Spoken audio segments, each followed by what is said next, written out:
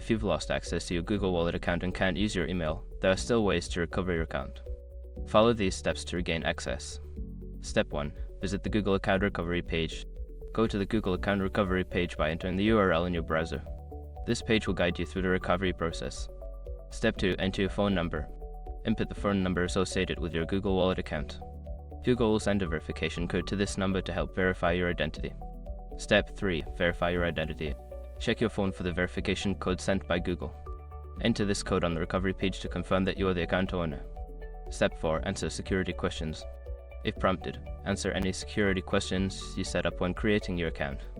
This step helps Google further verify your identity. Step 5. Follow recovery instructions. Once your identity is verified, follow the on-screen instructions to reset your password or recover your account. Make sure to set a new password that is secure and memorable. By following these steps, you should be able to recover your Google Wallet account even without access to your email. If you encounter any issues, consider reaching out to Google support for further assistance.